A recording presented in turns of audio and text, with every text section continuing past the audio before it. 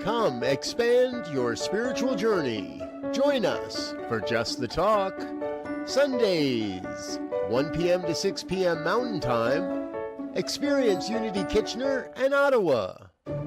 Center for Spiritual Living Midtown, Center for Spiritual Living Denver, Unity of Garden Park, New Thought Philadelphia, the Sunshine Cathedral, Unity of Savannah, and the Ohm Center for Spiritual Living.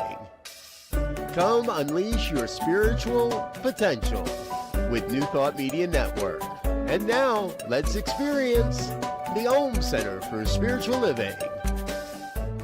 So, the mystery. There's a lot to think about in that. I want to begin today, before we get to our topic, which is infinite possibilities. I want to begin by acknowledging what is happening right now in our country and what is happening in Minneapolis, especially because our staff minister and beloved friend, Reverend Sherry, is right there on the ground. And she posted something on Facebook a few days ago that I want to read to you. She said this: "Unless you live here in Minnesota, you have no idea what is happening here.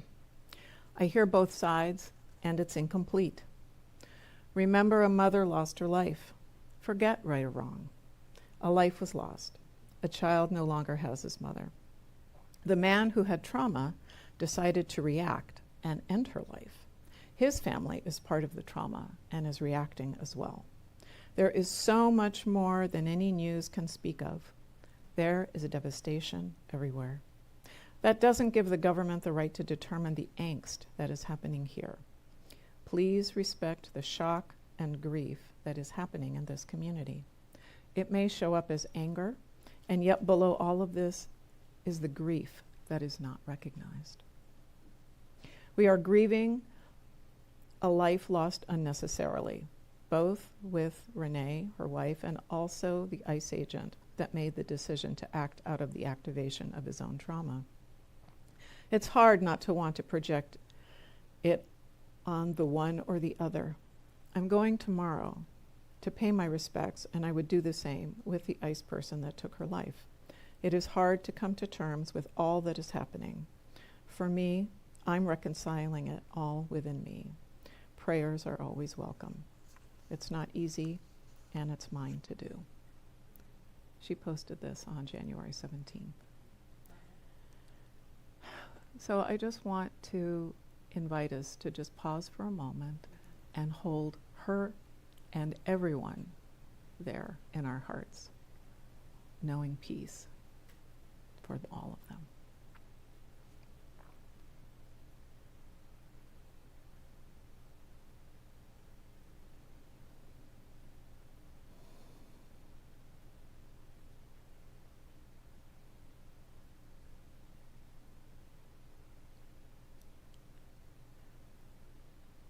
Okay, so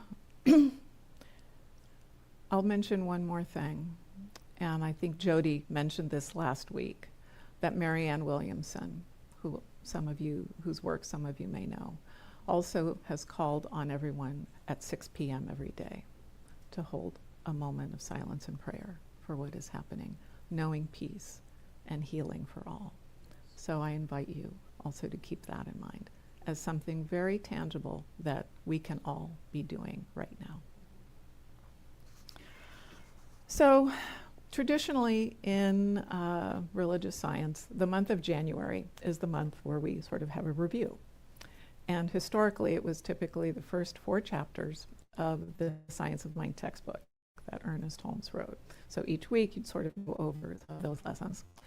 And seems to have been a little bit mixed around this month. The minister who kind of created the outline that we're all sharing this month decided to focus more on chapter 2 today, which is fine, of course.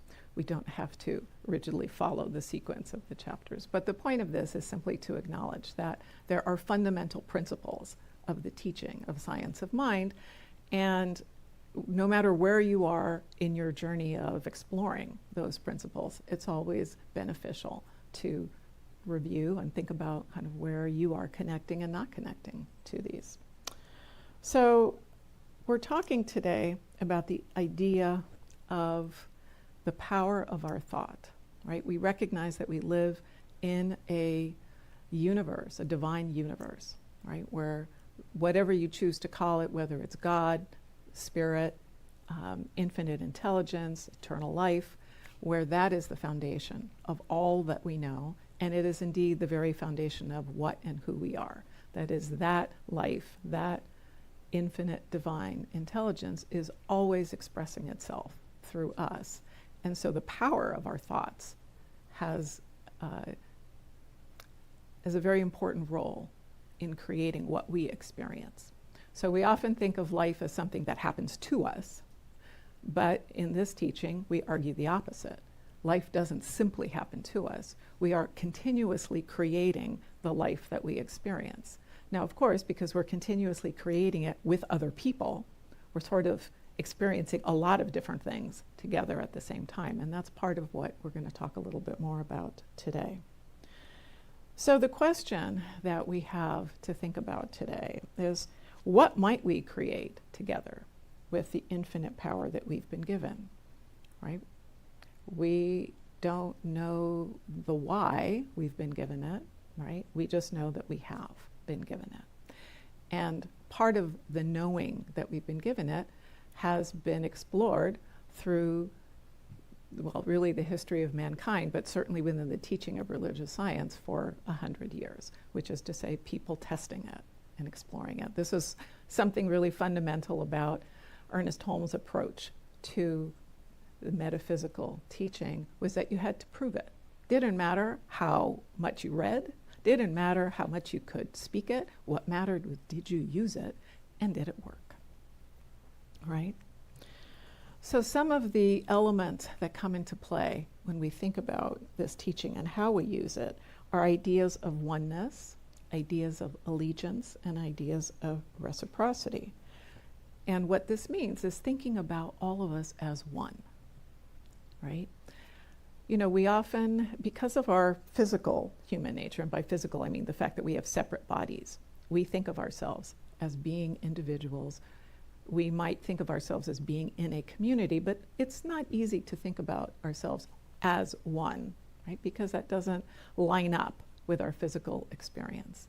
And yet that is the very premise of this teaching, is that indeed we are one, and far more connected than we realize. So if we are thinking about ourselves as one, what kind of life do we want to create? And what's a little bit different about what we're going to talk about today is not just the idea that we have this power through our belief and our thought to create our experience, but that we have both a capability and a responsibility to be doing it thinking about the good of all. So not simply for our own good, that's sometimes the focus of our teaching. We talk about how you can create a better life for yourself, right? How you can create greater prosperity, how you can have the kinds of relationships that you'd like to have, how you can do work that is meaningful, and those are all beautiful and valid desires that should be expressed and explored. But we're going to talk a little bit more today about what it means to think of ourselves as one with everybody, and how we both create that life that works for everyone. And that's one of the elements of the Global Heart Vision that Centers for Spiritual Living has adopted, is this idea of creating a world that works for everyone. So there is a woman named Robin Wall Kimmerer, who is a member of the Potawatomi tribe, and she is a botany professor and a lover of the land, and some of you may know her work. She wrote a book called Braiding Sweetgrass, which expresses her experience and interpretation of indigenous beliefs about our human relationship with the earth. She also happens to live, the farm that she lives on is on the Onondaga reservation, which is part of the Five Nations, the Iroquois people. Anyway, I'm going to read something to you that she wrote, and I don't usually read longer things like this, but I think there's something powerful in it, so I want to just invite you to kind of come along with me. One morning, Robin's morning walk among birdsong and new leaves was interrupted by thoughts of a phone call from her third-grade daughter's teacher the night before. Her daughter had begun refusing to stand with her class for the Pledge of Allegiance.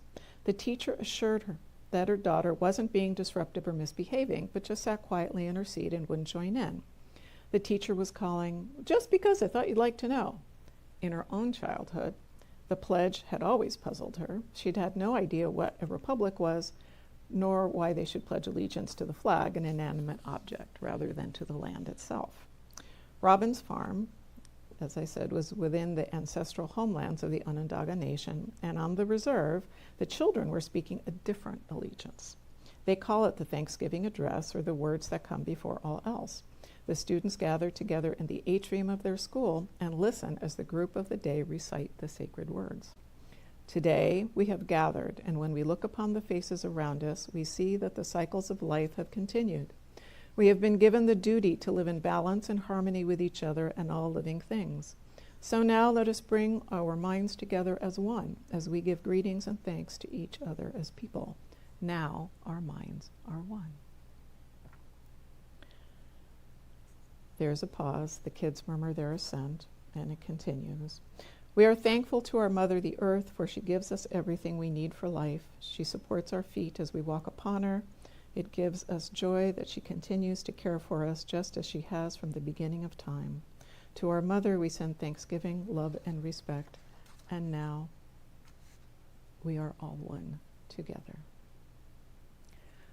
And the address continues. I won't read all of it, but I think you get the sense that in this ritual, in this pledge that they make, the fundamental thing they are doing is recognizing their connection with each other and giving thanks for all of the blessings that they are receiving, which is a very different thing than most of us have ever experienced. And we'll talk about that a little bit more.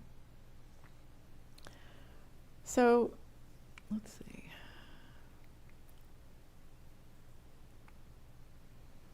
Ernest Holmes says this: "To love God and to love our neighbors as ourselves means to see God in everything and to include everyone in one divine unity." So you can see that's a very similar kind of statement to what we were hearing those children talk about, right? It was to recognize their connection with each other, to recognize that fundamental wholeness in each other, and in their case also to acknowledge that in the earth. I think that's one of the things that often really strikes me about the evolution of our Western society, is that in many cases we have lost that connection, at least at a conscious level that we articulate, even though that was very much part of our collective experience as human beings.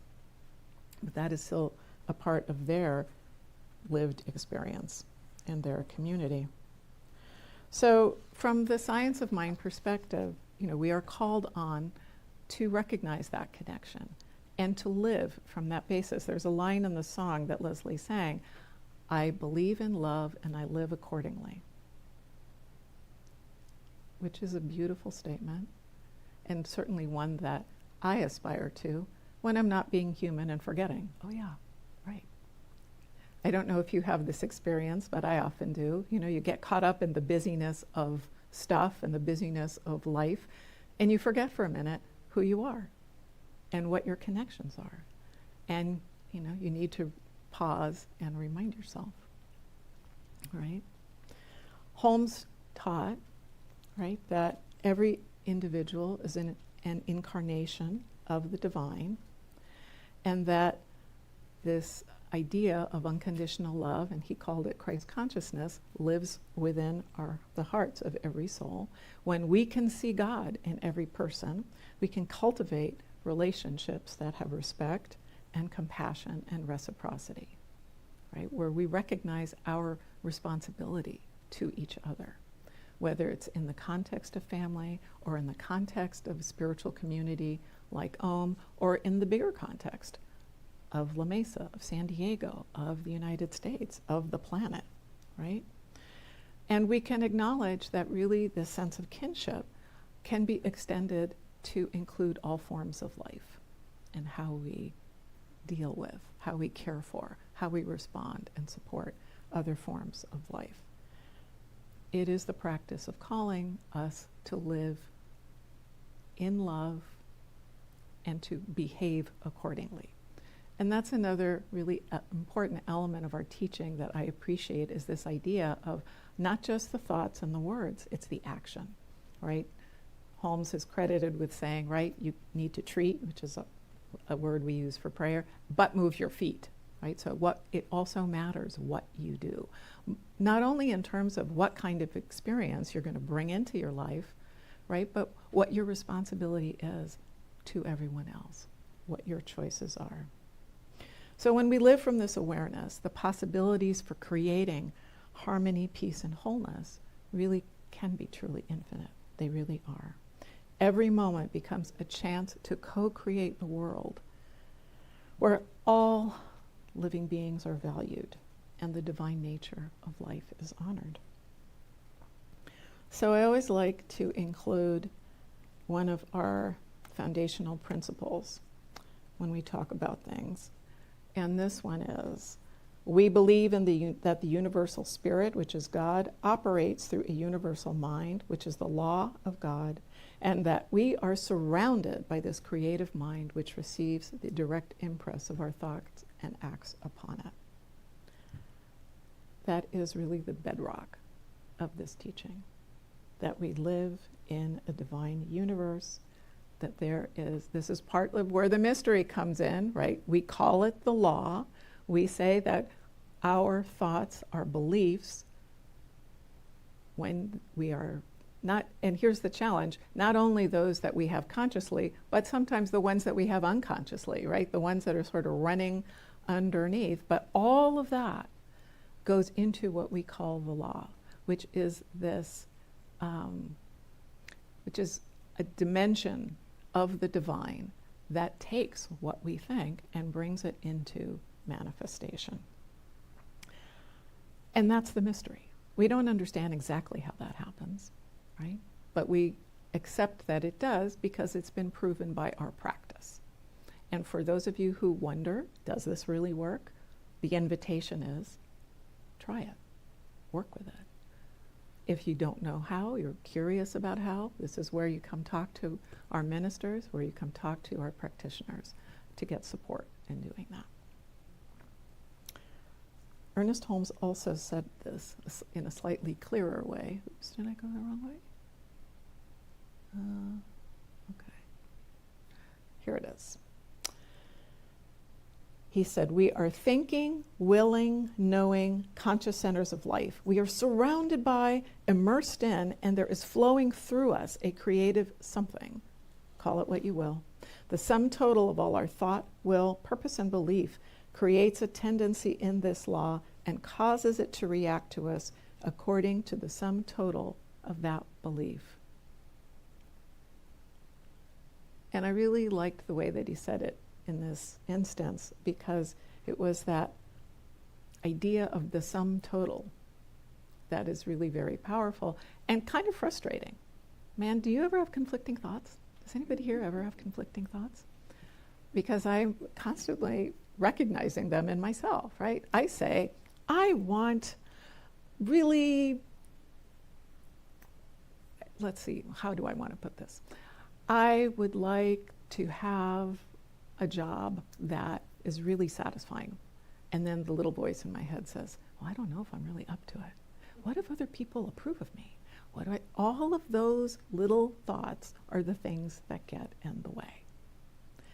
And I will share that having been in this teaching now for about 20 years, I've been little by little slowly learning how to pause and recognize and at least attempt to consciously release some of those thoughts that get in the way. And I feel that I have been able to demonstrate that benefit. So I have confidence that all of us can do that. But it takes time and it takes work. I mean, it doesn't have to take time, but typically, because we're human beings, it can take a little time. So our Science of Mind teaching calls us to an ever-expanding sense of what we can create individually and collectively. And I'll just share that, from a personal standpoint, many of you know my story. I worked for many years in the fine art and museum field. That was kind of my trajectory. And somewhere along the way, I won't go into all the details, I got this idea in my head, gee, what would it be like to be a chaplain?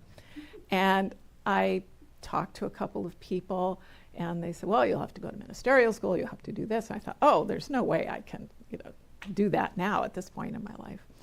And, again, there's the limiting thought, right? I can't do this.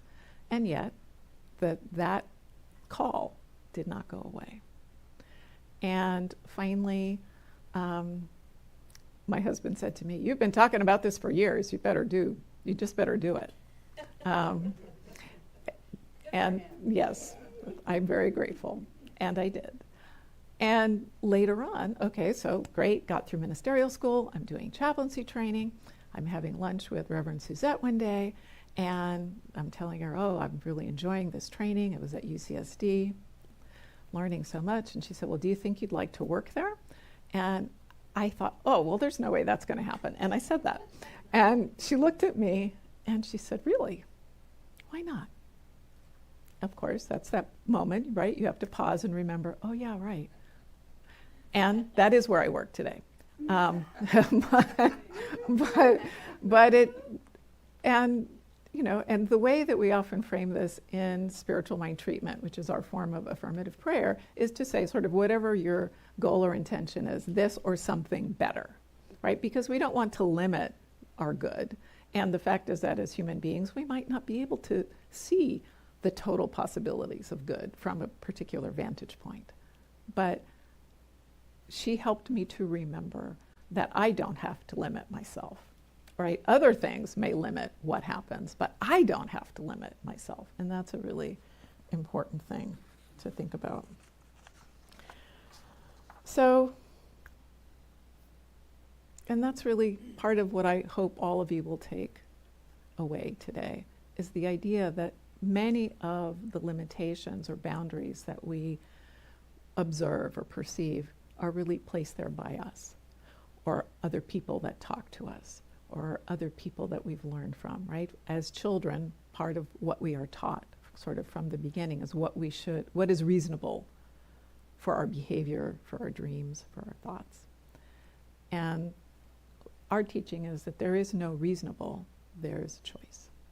And there's possibility. And there is no limitation on those possibilities. Especially when we can tap into this idea of our oneness with the divine. So one of the dimensions of that story that I read to you was this idea of a pledge, right? Something that you are affirming. And I loved that example of what children in that indigenous community were learning, because they were both learning about their tradition and their teachings and their beliefs, but they were also acting it. How many people here went to school and said the Pledge of Allegiance every morning? Yeah, almost all of us, right? And I never really thought about this before I had read this story. But that idea of pledging in this very conscious and intentional way, what would happen if we did that in affirming what's important to us every day, right? What is the Pledge of Allegiance that you might make to yourself and to others? What is the world that you want to create for yourself and others? What if we pledge that every morning for, I don't know, however long it takes to say the Pledge of Allegiance, which is not very long, right? What would happen in our experience and experience of other people? And part of what I really love about this idea is that in this we can acknowledge gratitude and we can acknowledge reciprocity. So this pledge or this expression of values, whatever is important to you, can be both something that you desire and want to know for yourself, but can also be the good that you choose to know and desire for others, right? And by integrating this into the way that we think about our teaching, I think that this can really deepen our commitment to knowing that divine in ourselves. You know, allegiance is a term that we use to express this idea of devotion or loyalty to a group, right, or to a cause. So by thinking about how we can integrate some of these ideas from indigenous and ancestral wisdom, we can think about, what are we pledging our allegiance to? What kinship are we claiming? It's like a value statement that you might say. That might be another way to talk about it. But here's the opportunity. When you think about your life right now, how much is it in alignment with what's important to you? Where is it out of alignment, right? Sometimes we're so caught up in the busyness of what's happening, we kind of forget about what our values are, the values that we profess, and we don't necessarily know how to change it. We'll talk about one strategy for that. But by pledging an allegiance like this for ourselves and for each other, right, that can be part of both expressing to ourselves and others what's most important to us, right, and also to lift it up for everyone to experience.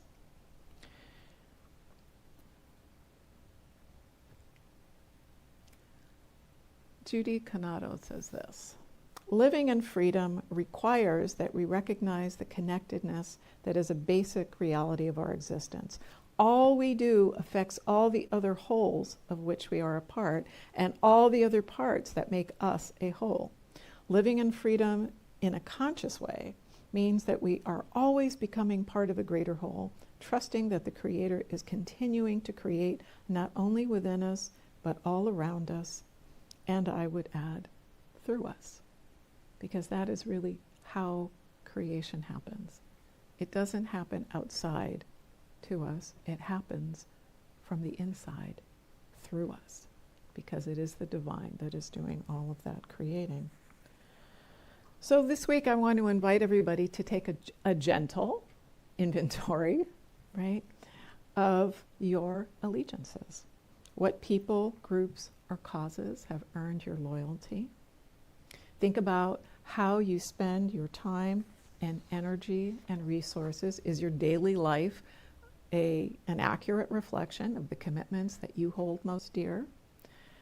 Think about any areas where those actions and values feel out of alignment, or where you may be giving allegiance out of habit or expectation, right? And that's easy for us to do. But really think about what is most heartfelt for you, right? And that's an invitation. It's not a one and done thing. It's a kind of contemplation over time thing. And then think about where you might be ready to make a change, right? And allow this reflection to guide you forward.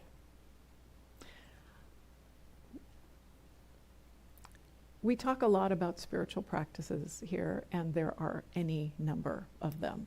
And sometimes it can feel a little exhausting. I totally admit, I feel that way too sometimes. And yet, what we know, and this seems to be part of our humanness in any endeavor that we have, right? Things take practice. Things take repetition. And not in the sense of just doing it, to say, well, I meditated 5 times today, and I memorized, this passage or that, I read that book, but really to take things in at a very deep level.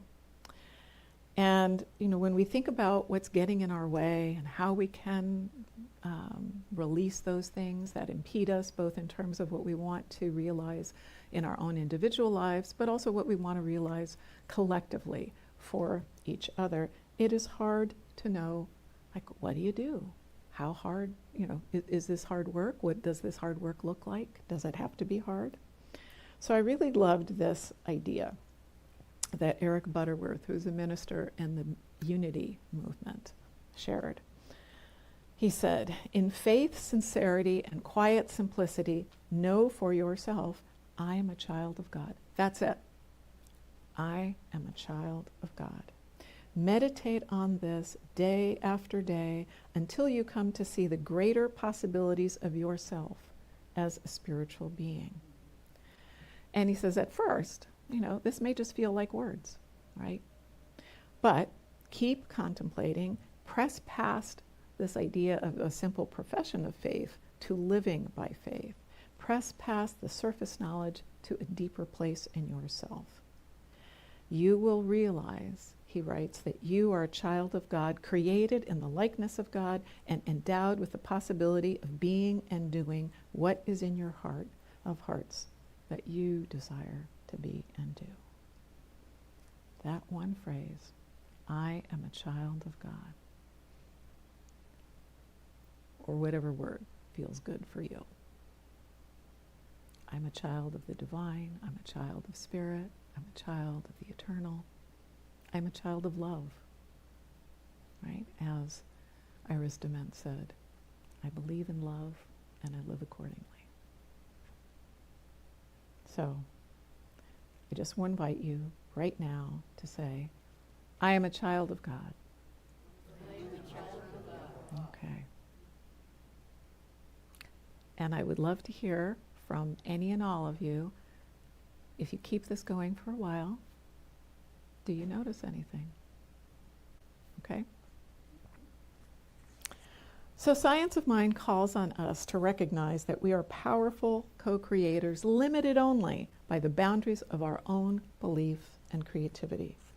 The law is infinite, and as we open ourselves to greater possibilities, we align with God as infinite love, expressing through the unique manifestations of the divine.